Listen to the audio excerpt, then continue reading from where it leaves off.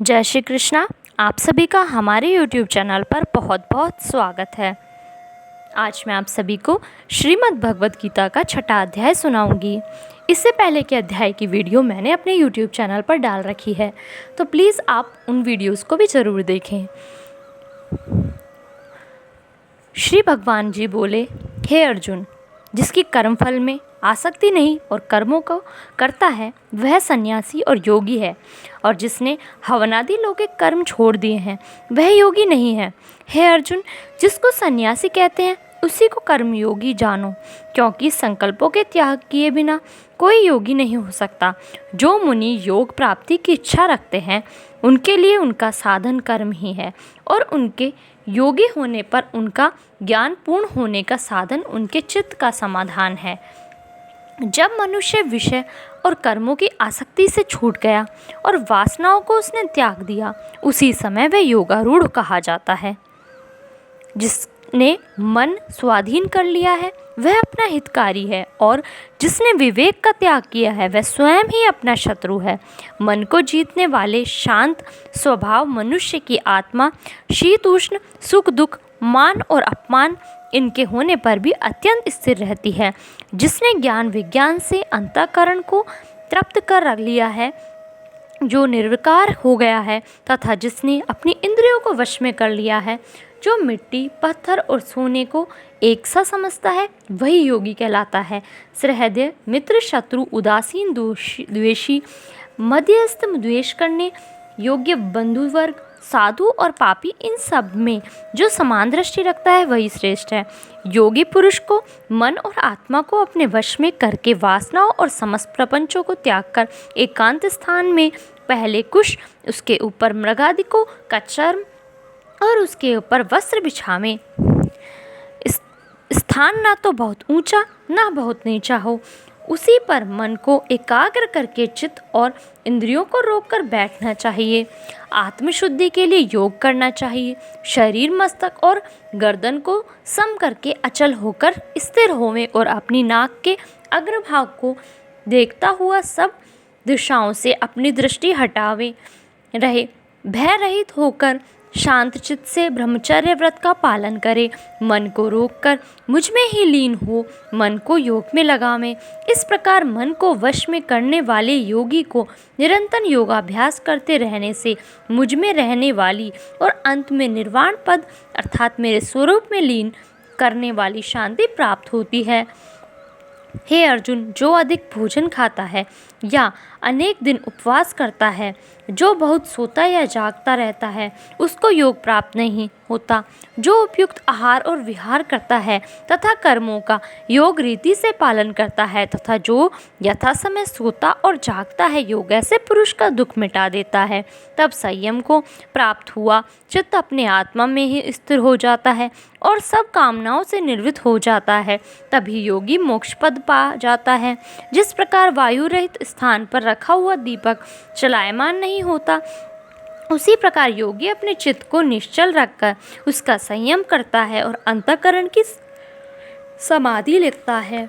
जिस जिस अवस्था में योगाभ्यास के कारण चित्त का वेग रुक कर विषयों से पृथक होने लगता है, और जब शुद्ध अंतःकरण से आत्मा को ही देखकर आत्मा में ही संतुष्ट होता है, जिस अवस्था में वह अत्यंत सुख जो इंद्रियों द्वारा जाना नहीं जा सकता वरन केवल बुद्धि से जाना जाता है, अनुभव करता है, और वह योगी आत्मस्वरूप में स्थित हो, उससे विचलित ना हो, जिस अवस्था को पाकर फिर कोई बड़ा भारी दुख उससे वहाँ से चलायमान नहीं कर सकता। इस अवस्था को दुख संयोग वियोग कारक योग नामक जानना हो, सो योग निर्विकल्प चित्त से निश्चय करके ही करना चाहिए। संकल्प से उत्पन्न होने वाली समस्त कामनाओं को त्याग कर और मन में संकल्प इंद्रियों को चारों ओर से रोककर धैर्य के साथ बुद्धि को अपने अधीन कर धीरे धीरे विषयों से दूर हटे और भली भांति मन को आत्मा में स्थिर करके किसी पदार्थ की चिंता ना करे। वह चंचल और अस्थिर मन जिधर जिधर चाहे उधर उधर से उसको हटाकर आत्मा के वश में करना चाहिए। इस प्रकार शांत चित्त तथा रजोगुण से रहित निष्पाप तथा ब्रह्म स्वरूप योगी को उत्तम सुख प्राप्त होता है। इस रीति से निरंतर योगाभ्यास करने वाला योगी समस्त पापों से छूटकर सहज ही उस परम सुख को पा लेता है जो ब्रह्म के संयोग से प्राप्त होता है। जिसका मन योग में स्थिर हो गया, उसकी दृष्टि भी सर्वत्र समान हो जाती है। वह सब प्राणियों में अपने को और अपने मन में सब प्राणियों को देखता है। जो सब में मुझको और मुझ में सबको देखता है, उसमें मैं अलग नहीं हूँ और मुझसे वह अलग नहीं है। जो अभेद्य भाव से रहता है, वह सब प्राणियों में स्थिर हो मेरा मनन करता है। वह योगी चाहे जिस अवस्था में रहे मुझसे मिलता है। हे अर्जुन, जो सब प्राणियों के दुख सुख को अपने दुख सुख के समान समझता है और सबको संभाव से देखता है, वही श्रेष्ठ योगी है। अर्जुन ने कहा कि हे मधुसूदन, आपने जो यह योग सिखाया कि सबको अपने समान देखे, जो मन के चंचल होने के कारण उसकी दृढ़ स्थिति अपने में नहीं देखता हूँ। हे कृष्ण, मन बड़ा ही हठी है, पराक्रमी और दृढ़ है। इसको अधीन रखना तो मुझे वायु को बांध रखने के समान प्रतीत होता है। श्री कृष्ण भगवान ने कहा, हे महाबाहो, इसमें संदेह नहीं कि मन अति चंचल है और इसे वश में करना बड़ा ही कठिन है। फिर भी हे अर्जुन, अभ्यास और वैराग्य से अधीन कर लिया जा सकता है। जिसका मन वश में नहीं, उसको योग अत्यंत दुर्लभ है, ऐसा मत है। परंतु मन को वश में करने वाले प्रयत्न करते रहने से उपाय द्वारा इस योग को प्राप्त कर सकते हैं। अर्जुन ने कहा, हे श्री कृष्ण, जिसमें श्रद्धा तो है पर जो योग प्राप्त करने में सफल नहीं हुआ और जिसका चित्त योग से विचलित हो गया है, वह योग सिद्धि नहीं पाने से किस गति को जा पहुँचा है। हे महाबाहो, जिसका पहला आश्रय भी गया और ब्रह्मा प्राप्ति भी नहीं हुई, वह दोनों ओर से भ्रष्ट होकर विषण मेघ के समान नष्ट तो नहीं हो जाता। हे कृष्ण, मेरा यह संदेह आपको ही दूर करना पड़ेगा। इसको दूर करने वाला आपके अतिरिक्त कोई अन्य नहीं है। श्री भगवान बोले, हे तात पार्थ, उसका यहाँ नाश नहीं होगा और परलोक में भी नहीं होगा, क्योंकि उत्तम कार्य करने वाला मनुष्य बहुत दिनों तक पुण्यवानों को प्राप्त होने वाले लोकों में वास करता है और वहाँ से फिर किसी पवित्र और धनवान के घर में जाकर जन्मता है, अथवा वह बुद्धिमान योगियों के कुल में जन्म पाता है। इस प्रकार का जन्म पाना ही इस लोक में बड़ा दुर्लभ है। बड़े श्रम और यत्न से योगाभ्यास करता है, वह पापों से शुद्ध होकर अनेक जन्मों में प्रसन्न परिश्रम करके सफल होता है, अब परम गति को पाता है। बड़े बड़े तपस्वियों से योगी श्रेष्ठ है, ज्ञानियों से भी योगी श्रेष्ठ है। इसलिए हे अर्जुन, तुम योगी बनो, केवल मुझ में ही मन लगाकर मेरी प्राप्ति के लिए जो मेरा भजन करता है, उसको समस्त योगियों के मध्य मैंने अत्यंत श्रेष्ठ माना है।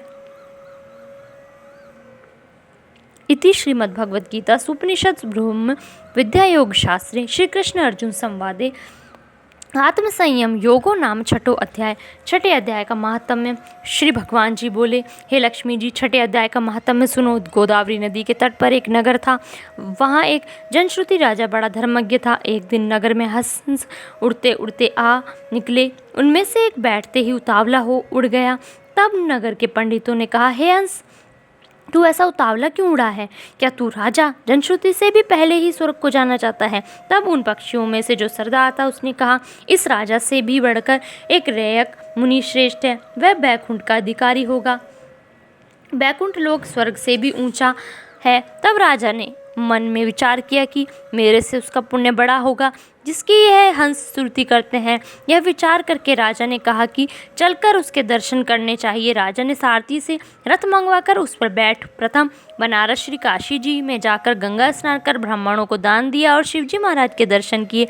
फिर लोगों से पूछा, यहाँ कोई रैयक मुनि रहते हैं? लोगों ने कहा नहीं। फिर राजा ने उत्तर दिशा को जाकर बद्रीनाथ को परसा, वहाँ से राजा का रथ चले नहीं। तब राजा ने कहा, मैंने पृथ्वी की परिक्रमा करी है परंतु किसी स्थान पर रथ नहीं अटका है। यहाँ कोई ऐसा पुण्यात्मा रहा है जिसके तेज से मेरा रथ नहीं चलता। तब राजा रथ से उतरकर आगे चला तो देखा कि पर्वत की कंदरा में मुनि बैठा है जिसके तेज से बहुत प्रकाश हो रहा है जैसे सूर्य की किरण होती है। तब राजा ने देखते ही कहा, यह रैयक मुनि होंगे। राजा ने दंडवत कर चरण वंदना करी तथा हाथ जोड़ करके स्तुति करी। तब रैयक मुनि ने राजा का आदर किया और कहा, हे पृथ्वीराज, तू चारों धाम का पर्सन हारा, धर्म का साधन हारा है, तू पुण्य आत्मा है। तब राजा ने मुनि से कहा कि आप तेज ऐसा किसके बल से है। तब मुनि ने कहा, हे राजन, मैं नित्य प्रति गीता जी के 6 अध्याय का पाठ करता हूँ। इस कंदरा में उसी का प्रकाश है। यह सुनकर राजा ने अपने पुत्र को बुलाकर कहा, हे पुत्र, आज से तू राज्य कर, अब मैं तीर्थों को जाता हूँ। इतना कहकर राजा ने राज्य त्याग दिया और रैयत मुनि ने गीता जी के 6 अध्याय का पाठ प्रारंभ कर दिया। तब वह राजा भी पाठ करने लगा। एक दिन प्राणायाम करके दोनों ने देह त्याग दी। तब स्वर्ग में से विमान आए जिस पर बैठकर वे बैकुंठ को गए। धन्यवाद। इस वीडियो में बस इतना ही। प्लीज़ आप मेरी वीडियो को लाइक कीजिए, शेयर कीजिए और मेरे चैनल को सब्सक्राइब कीजिए।